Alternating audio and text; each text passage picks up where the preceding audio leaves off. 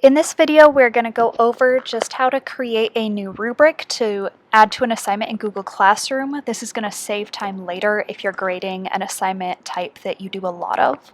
So I have my existing rubric open to the left, and then I've just created a new document. You do need to add a title, and then click on Rubric and Create New Rubric.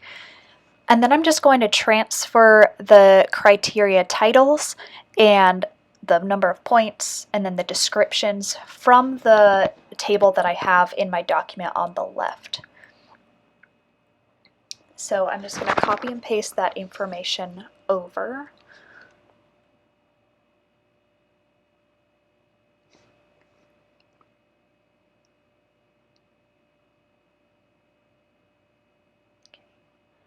And then I'm going to keep doing that for each of the categories as I go. I'm going to put all the points in first to make this a little faster as I copy and paste over.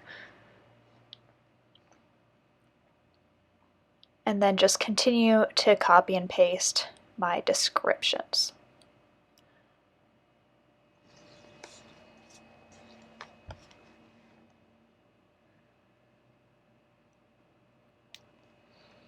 So here in my original rubric, the information said that it was worth 3 times as many points as each block in the rubric, so I have changed that. If you see, instead of 5, it turned to 15, and then 12, 9, 6, and 3.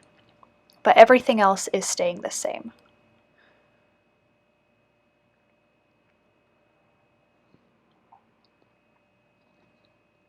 So now that I've finished with that criteria, I'm just going to add a second criteria at the bottom, and then copy and paste the same way. So I've sped this one up. So we are just going to go through, just copy and pasting everything into the right point values for each criterion. It does help if you can shrink both of your windows so you can fit the full window side by side. You can see I got to that point here, so it went by a lot quicker. And here I have everything in. So now that everything is transferred over, I'm just going to expand my rubric so that I can double check everything before I save it. So you can see at the top that it's now out of 50, and then I'm just going to scroll through and make sure all the descriptions are matching, all the point values are there. And make sure everything is fine before I save it. All the settings are the way I want it. And then I'm going to save that as the rubric. So this is going to bring you back to the assignment. And now if you click back on the rubric, you're going to be able to see how it's going to look when you grade it. So when you grade it, if you click on one of these boxes, it'll highlight and add the points in to the point value and add it up to the sum of the total points. So we're going to go back to the assignment. And now I'm going to see if I can use that for another assignment. So now that it exists as a rubric in Classroom, it should let me add it to a new assignment without creating a new rubric. So like I said, you do have to make a title before you can add a rubric to an assignment. It's going to take a minute to save that. And now instead of creating, I'm going to use a different rubric. I'm going to select it and then just double check if it is the same rubric I just made. And yes, it is. So now that rubric exists in my classroom, I'm going to get rid of this assignment because it was a fake one.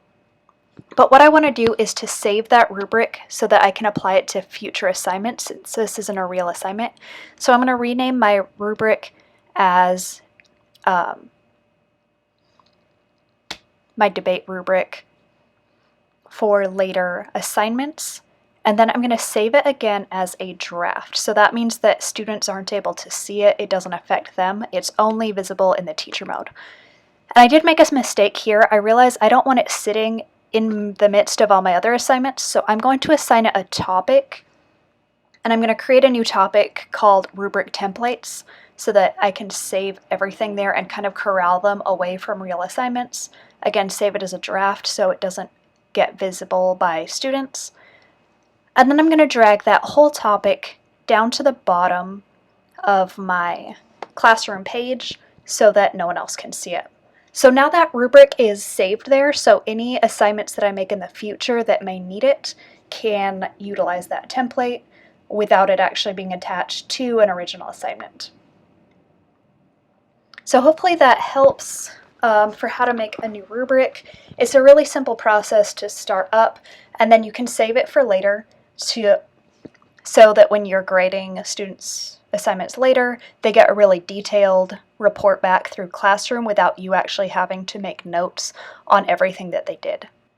So the rubrics can be a little bit tedious to set up initially, but if you are able to reuse the same general rubrics over and over, it really is a time saver in the end. So I hope this is something that you can actually put to use in your classroom.